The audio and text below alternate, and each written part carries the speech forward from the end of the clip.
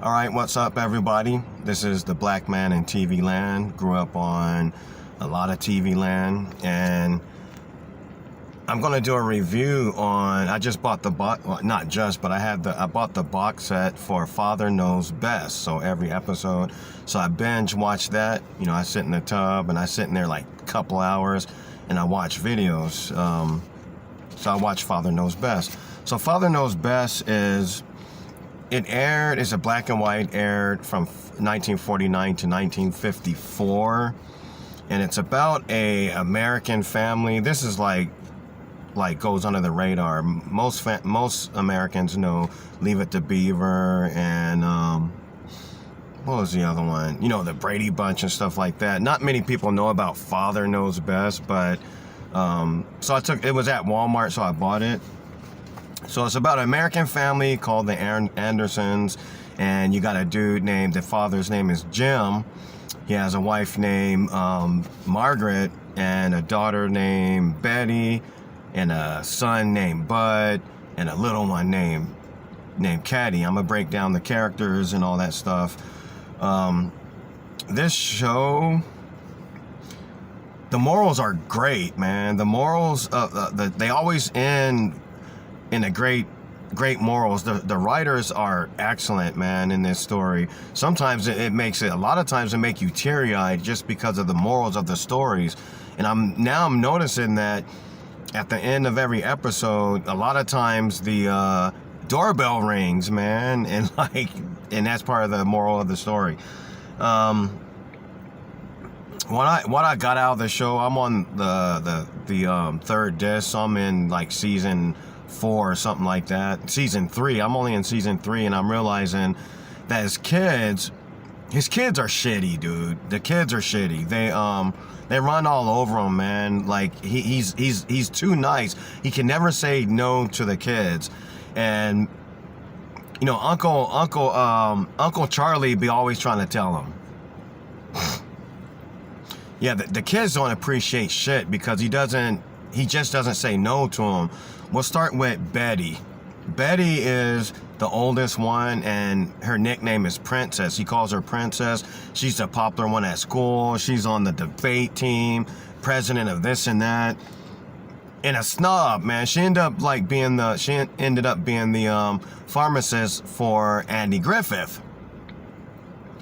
And she still had the same attitude, man. She's like a bitch, dude. She's a bitch. But she's very smart. She's a hardcore feminist. She don't play around. Has too arrogant, too much ego, man. And she runs all over her dad. Her name is Princess. And then you got let's go to the other daughter. The other daughter's name is Kathy. And she's a little shit, man. She's just a little shit. I just watched an episode. She don't listen to shit. There was an episode yesterday where Jim, the dad, ended up being the basketball coach for Bud, for his son, and he was doing plays. He was drawing up plays in the living room, and the kids are all there. So, you know, before the kids got there, sorry. So he's drawing up plays.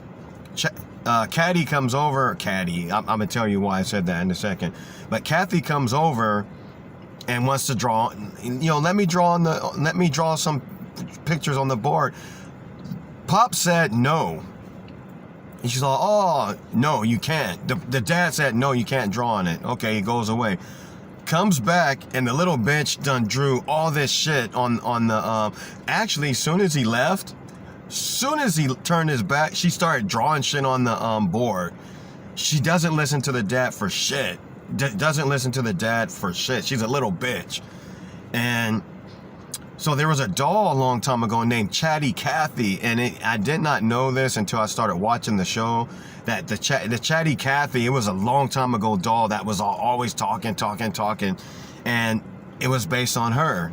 I'm hungry. What'd you do, get a new doll? Oh, no. Chatty Cathy asked first. Sure, because a dog can talk or something. Please brush my hair. Okay, Chatty. And Kitten, that's the nickname. He calls her Kitten. So he's spoiling the older girl, the older daughter with Princess, and the little one with Kitten. Gets away with all kinds of shit, dude. Now let's go with Bud. Bud is a bitch. Dude is a sissy ass bitch. He's gotten fights before, yeah, and he fought for his sister, but he's a little bitch. Every time something goes wrong, he runs and hides in the closet. Girls call and he hides in the closet. He don't know how to talk to girls, and he's just a little bitch, dude. He's the type that his dad trying to like put him on game on stuff, trying to have conversations with him, and he hides under the covers. This guy's like, what is he, like 16 now on the in the third season, and he's always been a little bitch, I guarantee you, Bud is gonna end up gay. He's just gonna end up gay because he doesn't get disciplined. None of the kids get disciplined, man. In order to get disciplined, they have to feel like shit on their own. And then they're like, oh man, we did wrong. A horrible, we'll get to the wife, but a horrible episode that shows it. It was yesterday actually where so the wife won a free car, this $6,000 car, hardcore car, right? And the kids were all like, hey, let's go out in it. She won it from an orphanage. It was from an orphanage, a raffle. You know, they were giving money to help the orphans. And the kids were like, let's go out today and show off the car. And Bud wants to show off the car to his friends and say and show how rich they are when they're not. And so she goes down, the mom goes down to the orphanage to say thanks. And there's a guy there, an old guy who has this old car, man. It's not running well. And the orphans were supposed to have a picnic that day. So the mom said, just to be thankful, I'll take the kids. I'll take the orphans on their picnic trip. And the old guy goes off on the mom and says, like, you guys think you guys have it so good. You think you can just donate money to us and that fixes everything? That doesn't fix everything. I grew up in the orphanage. No, the guy's saying, I grew up in the orphanage and you guys probably live so good and this and that. And the mom's all like, yo, I'm just offering the help. So I'll call my husband. So she called the husband to come take all these orphans because the orphans were messed up because it's once in a while they get to go on a picnic. But the car was so old, they couldn't go. So the orphans are bummed. Moms comes home and says like, hey kids, man, I'm gonna take the orphans on a picnic and we gotta postpone our trip. And the kids lost their shit. They went off, man. They're like, Mom, how can you put orphans in front of us? It was a fucked up episode, dude. And the mom was so mad, dude. She almost started crying. Moms was livid. And she said, I can't believe you motherfuckers, man, are like thinking about yourself instead of these orphans. So her and the husband took the orphans out. Then, so because the kids felt like shit, the princess, older daughter Betty, said like, yo, why don't we sell the $6,000 car and buy 2 station wagons, one for the orphans and one for us. It was a good ending, but the kids just are just shitty. And the mama's like, fuck. And you think they learned their lesson, right? And then another episode, the very next episode is a Christmas special. And the dad wanted to go get a tree from the forest, a real tree. He wanted to have a traditional Christmas. And the older daughter is all like, I have somewhere to be. I'm going on a date tonight. And if I don't go, it'll be the worst. And Bud is all like, I got plans with the boys. I don't want to go do like this. And they were just bitching, man. I'm going out with the most popular boy in school and I'm going out with my homies and doing nothing. And I don't want to go cut down a tree. Real difficult kids. These kids are entitled little motherfuckers, dude. And the little girls all like, whatever, okay? So they break down. They break down the snow. And the kids are livid, dude. They're not even giving a fuck that they get that, they end up finding a cabin and everything and had a good Christmas. But the kids didn't get the point that they didn't get it, man, that they were with their family, that they should be appreciate that they were with family and stuff, dude. And once again, you think they learned their lesson. And then it comes to the one where like Uncle Charlie. Uncle Charlie? Oh, Bud, wait a minute. I got something for you in town today. I thought you could use it on your car. Oh, well, thanks, Dad. What is it? Oh, it's just a box. A spotlight. How about that? spotlight and the greatest. Did you bring me anything? Now, why should I bring you anything? Now, you know your father. No one's forgotten. Oh, what'd you bring me? Let me see. Oh, that's what I love about father. Always surprises. Don't get too excited. It's not a diamond-studded convertible. Oh, a silk scarf. Oh, thank you. You wow. Beautiful, Daddy. Oh. Oh, it's dreamy, father. You're sweet, sweet. No kidding, Dad. This is just the kind of spotlight I've been looking for. You're the greatest. The greatest. I got your favorite scarf. You make it look great, Dad. Thanks a million. Hey, that's for me. I'll take it in the hall. I just have one thing to say. The children have had more than their share of receiving. Tomorrow, birthday boy, it had better be your turn.